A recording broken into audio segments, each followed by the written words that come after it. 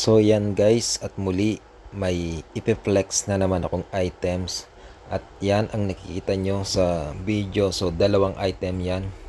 So itong nasa karton, bali mamaya or sa ibang araw na lang natin ipiflex. So bali unahin muna natin itong naka-plastic. Etong naka-box ay tatabi muna natin. So eto na siya guys. Bali parehong item na yan guys ay in-order ko pa yan sa ibang bansa, sa US, California, USA, mula sa eBay.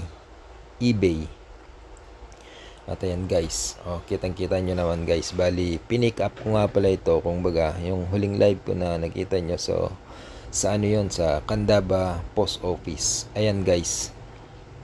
Ayan At hindi na natin patatagalin guys. Bali, ito nga pala ay isang seat post ng BMX. Ayan guys, punitin na natin guys para makita natin. Ito nga pala ay 25.4 diameter, 300 mm height, maximum height. So yan guys, brand nya is Colt.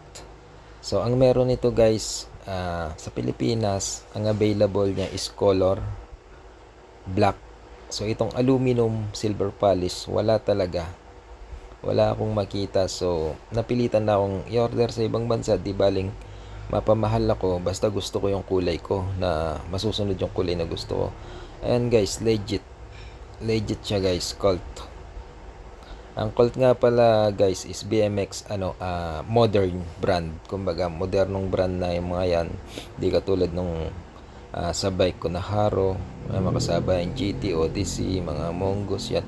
At ito makasabay nito ngayon sa modern, yung mga We The People. Anyway, isang tabi muna natin about sa brand. Basta yan, Colt siya, original, legit, pivotal. So yan guys, ang gara guys. So babagay at babagay talaga sa classic BMX setup ko na flatland. So ayan guys, siguro ito na yung huling upgrade ko sa BMX ko. Kumbaga magpapalit na lang talaga ako pagka nasiraan na yung parts ng BMX ko. So ayan, masyado nang napamahal yung gastos ko sa BMX. Price reveal natin guys. Ang nauwi siya sa ang inabot niya is total of 78,000 ang price ng BMX ko na final upgrade na ngayon. So ito nga palang seat post na to, ang price niya is umabot naman siya ng 4,500, na doble yung price niya. Dito sa Pilipinas, kung merong available na ganitong kulay, or sabihin na natin yung itim, ang price niya is 2,000 plus. Kaya siya nagdoble mahigit yung price niya, dahil nga nasa ibang bansa ang available nito. Inavail ko pa, chinek out ko pa. So wag na nating patagalin guys, siguro ilagay na natin guys. Ayan. So yan guys, ito yung sinasabi kong temporary upgrade. May kamahalan din si King, sayang. At itong si Enemy saddle, ayan, 2,000 din yan, saddle pa lang. Another 2,000 yung seat post. Bali ang mapupull out nasa 4,000 plus din. Ang ipapalit ko naman nasa 6,000, saddle and seat post din. So yan guys, yan siguro itatabi ko na lang to, itatago ko na lang.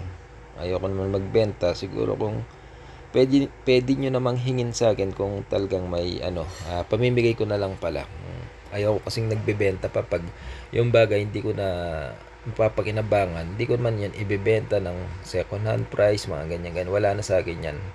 Basta pwede kong may dispose, i-dispose ko talaga yan, ipamimigay ko. At ayan guys, so bali ikinabit ko na nga pala yung naka-reserve kong saddle, na pivotal saddle na Haro Mike Gray.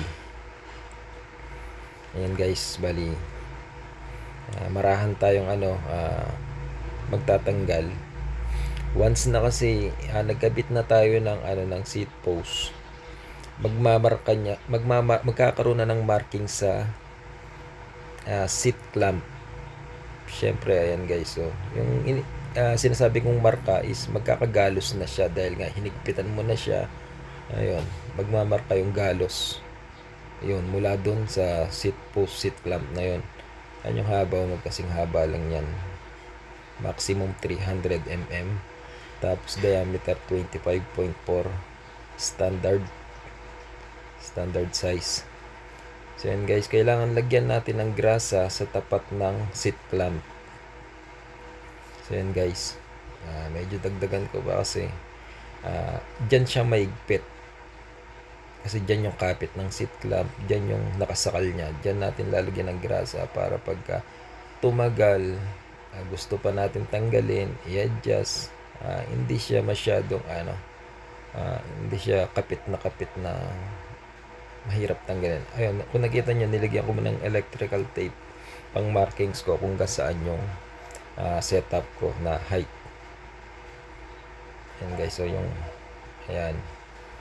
So yan, standard classic setup kumbaga. Yung mga modern kasi height ng mga seat post mababa na.